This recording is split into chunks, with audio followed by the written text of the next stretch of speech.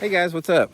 Welcome back here to today's edition of the Fishing Teacher, and really appreciate you guys swinging by the channel to spend some time with me on the video today. Really appreciate that. And guys, today I want to talk about how many casts you should make to one piece of cover before moving on. I think a lot of times I think they fish right over a lot of fish if they don't make enough casts on a particular piece of cover. So we're going to talk about the variables today that determine how many casts you should make before moving on in today's video. Also, guys, before we get started, just a couple quick invitations. I'd just like to invite everybody to please consider subscribing here to the Fishing Teacher. It's free and easy. Just hit that subscribe button.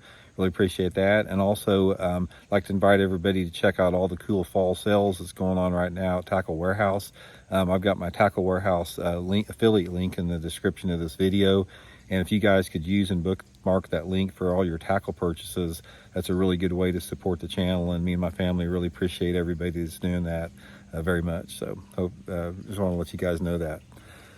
Okay, guys, I think a lot of people, one of the things that holds some people back from really maximizing their potential success as an angler is they don't really know how long or how many casts to make to a spot before moving on.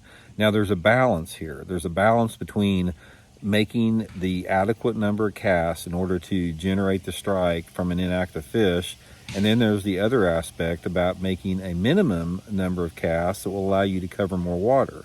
So a lot of it just depends on how dialed in you are to how the fish are setting up. Now, I'll give you guys a prime example. The tournament I just got done fishing at Lake of the Ozarks here, most all the fish that I caught in the tournament came by pitching my jig like to the front of a dock or the front part of a lay down log. I couldn't catch anything like on the sides of the dock or behind the dock. It's like everything was on the outside edge. And I'm not saying I couldn't catch anything. Occasionally I would catch one somewhere else, but for the most part, 90% of the fish that I caught or the bites that I had were on that front part of the dock. And if there was one there, they let you know it. It's like as soon as you pitched in there, they'd get it. There wasn't any doubt about it.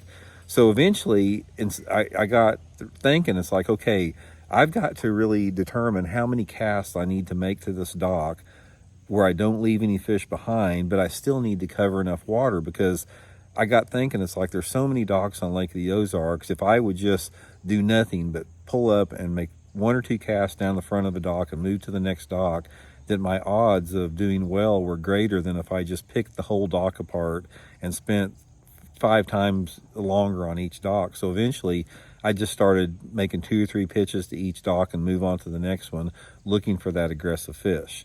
Now that's one end of it. Now other times, say for example, if you have a complex piece of cover, like a big lay down tree in the water has a lot of different limbs on it.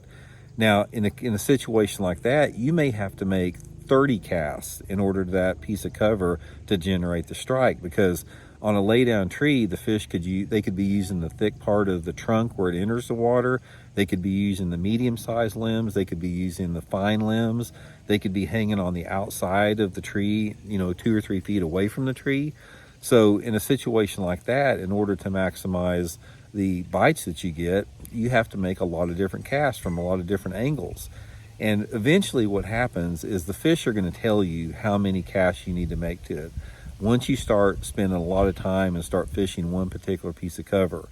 And I've had situations before, guys, like fishing lay down trees and lay down logs, where I'd pull up on one particular tree. This is how I figured it out. It's like, say the tree was perfect looking. It was a nice, diverse, complex tree in the water.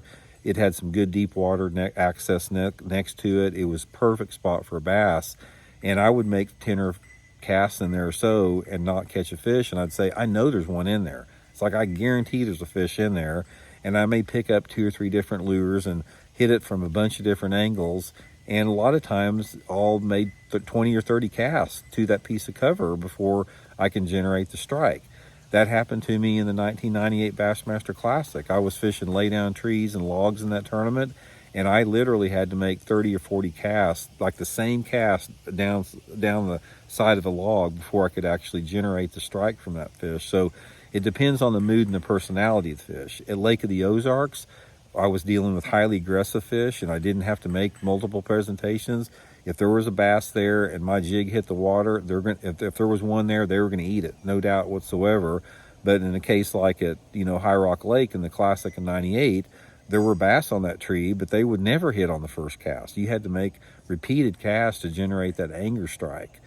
But the main thing, guys, is don't, if I could give you one piece of advice that, other than what I just told you there, because what I just told you basically relies on the mood and the personality of the fish day by day to determine that. So there's no like set in stone rule about how many casts you have to make to that piece of cover. But I think that people make probably a bigger mistake by not making enough casts and not fishing thorough enough. But it's always better to fish too slow than too fast. I have rarely found that you're going to benefit by fishing faster than slower, unless you just on a pattern where you have to cover water for isolated rogue fish. Most people fish over the fish. And you can tell, another way you can tell this is if there's two people in the boat and somebody behind you is catching fish. Ideally, it's like the person behind you shouldn't catch any fish if you maximize the potential of that particular area out there. But what happens is, you can only make so many casts to one area with one certain lure, with a different color lure. And it all goes back to, you got to be at the right place at the right time with the right lure, with the right casting angle, and the number of casts. That's why I always say bass fishing is so complicated. So in the big picture, guys, here's a couple of things to remember. The more complex the cover, the more potential areas that a fish have to hide on a piece of cover, that requires more casts. If you're fishing isolated targets that don't have a lot of ambush points, like for example, one stump in the water, or one telephone pole in the water, or one rock, or one boat dock piling, something like that, normally you don't have to make a lot of different casts, because if there's one there, there's not a lot of places for them to hide. So general rule of thumb, guys, the more places the fish can hide and make more casts, the less places make less casts. Ultimately, let the fish tell you, though, because the mood and the personality of the bass overrides everything else. So hope it helps out, guys. We'll talk later.